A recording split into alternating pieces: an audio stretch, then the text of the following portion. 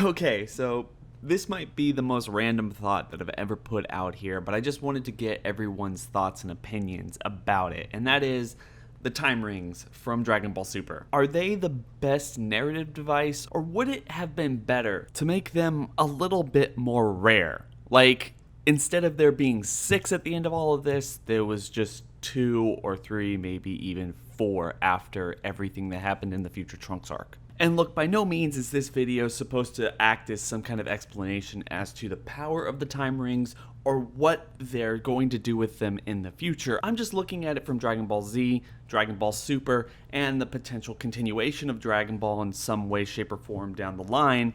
Would it be interesting for them to kind of retcon what they've done with the time rings, or just in general, wouldn't it have been really interesting if they had done this instead of what they did with Dragon Ball Super, with the introduction of these items and what they mean for the greater multiverse or just all these general timelines and everything going into the future of the series? And of course, with that being said, we have to kind of look at Dragon Ball Super both as an anime and as a manga and the differences between those two stories. Let's just jump right into this by saying, by the end of the Future Trunks arc in Dragon Ball Super, Gowasu takes out the box and there are now 6 time rings. The one for the main timeline and all the other timelines that have been created throughout Dragon Ball Super's history. If you go back, based on what Gowasu says, what's put in the manga for that story arc, and then what we saw with Trunks in the Dragon Ball Z days, there was a lot of speculation as to where those other 5 rings came from. Yes, one of them does come from the end of that arc, Beerus going out of his way to Hakai Zamasu before any of this gets underway. But where did the other 4 come from? And depending on how you break down the initial interaction with Trunks and Cell and the various uses of the time machine, killing people, going backwards and forwards in time to take out the androids, then you can logically look at that and say Trunks was the only mortal to have ever gone backwards in time, and he created all of these time rings. In fact, that would really line up to what Gowasu said with the time rings and the fact that somebody somewhere created one very recently, within the last couple of years. Of course, if you go into the manga, Toritaro kind of at least insinuated that another time traveler has gone in the past before, and this gives us, at the very least, an idea of where one of those time rings came from. And if that's true, which I'm a firm believer, looking at the anime and the manga as 2 different stories that are trying to get the same point across, but if you're going to take both of them, smash them together, and try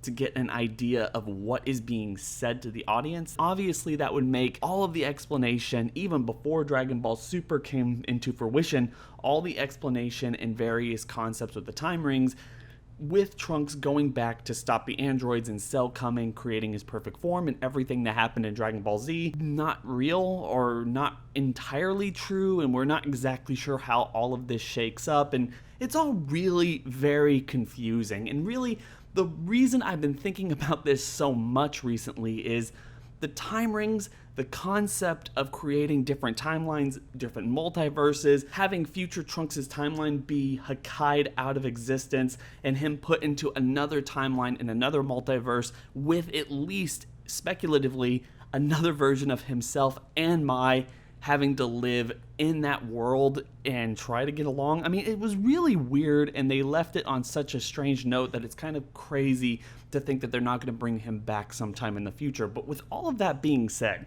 I think one of the easiest ways they could have done this, I don't really know how they would be able to go and retcon this and make this part of this needs to happen in order for all of this to make sense. In fact, I don't think you can, because the way they kind of introduced the time rings, the way they were made, and what my explanation is doesn't really hold water. But if you've ever played the Legacy of Kain games, now I am a huge stan for this. I mean, if I was a stan for anything, and I don't really think I am, but I'm a huge fan, really, of this game series. I've played all 5 games multiple times, and I've been desperately waiting for a 6th game in the franchise. And no, the Nosgoth multiplayer arena match system game that they put online a couple years ago and then recently took down does not count.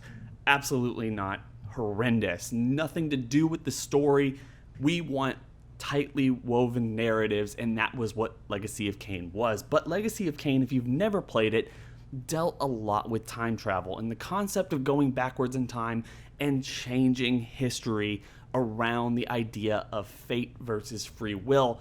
And one of the concepts that was really integral to that game is nobody has free will. Obviously, time and the whole concept of every choice you make has a predetermined path. And even if you go backwards in time, you can do something, but time will just kind of reshuffle itself and make it so everything that was supposed to happen will still happen. It just might happen at a different time, at a different date, at, just a different way that it was originally going to happen, but you're still going to end up dying here, or you're still going to have to, break up with your girlfriend here or whatever. That's the concept of time travel in that series, except there is one person who is able to go backwards in time, or at least one object that's allowed to go backwards and forwards in time. And whenever those two things meet, it creates a paradox in which the entire timeline of the world has to really reshuffle its deck, and everything is subject to change. This whole concept of a paradox is very important to that series, and it's one of the ways that they tell that story. And I think that they could have done the same thing with Dragon Ball. In fact, that would have been really awesome. The whole concept of the time rings, yes, these are connected to the other timelines, and we don't really use them, but the only reason that they're there is because somebody went backwards in time and they created a paradox about what was supposed to happen, and it created an entire new timeline and limitless possibilities. I think that in and of itself would be an interesting way to approach the concept of time travel in Dragon Ball Super, especially if you're dealing with gods and the concept of a multiverse and how they don't want this to happen. It's very taboo, and if it even remotely comes close to happening, if anyone creates a time machine like Bulma did in the future, or Bulma in the present tried to use the Cell time machine in Dragon Ball Super, that's why Beerus and Whis and all these other people want to destroy it. They don't want Zeno to know about it, because making time rings can be very destructive if they go back and they cause a paradox. Now, what would cause a paradox? Honestly, I'm not entirely sure. It's just whatever logic they want to go on. And if they're going to go back and retcon it and try to show us this concept, then in the Legacy of Kain series, they deal with the Soul Reaver, which is a sword that's imbued with vampiric energy and is kind of tied to the land and time itself. So when they take that sword backwards in time and they fight with that sword, basically the sword fights itself, one person on each side, both wielding the same sword. It causes a paradox because those two entities meet and they have to change everything that happened, or at least it allows a window for everything that was predetermined to eventually change. I think you could do somewhat of the same thing. I mean, you have Goku versus Goku Black, Goku fighting himself in two different timelines or something. Maybe that's what causes a paradox, or Cell getting his perfect form or something else like that, like something that was not destined to happen, but it eventually does, creates a paradox. That changes everything. Goku dies and whatever. Everything kind of has to reshuffle, but there's a future there and everything starts to go back to normal eventually because there's a new determined path.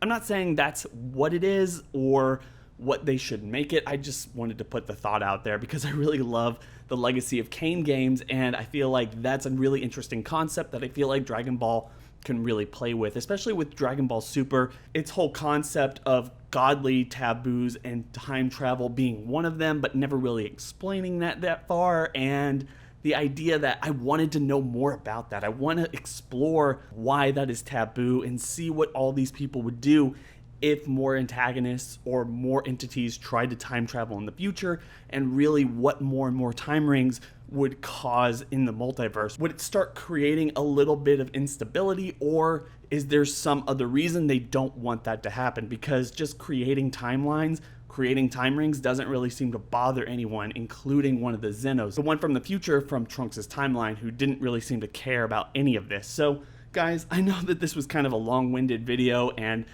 really out there. I mean, I don't think anyone has actually talked about this. I don't think anyone really cares about this, but I just had this in my mind and I wanted to get y'all's thoughts and opinions about this. Don't forget to like, comment, and subscribe. Hit that bell over by the subscriber button to notify you every single time I upload. It's been real.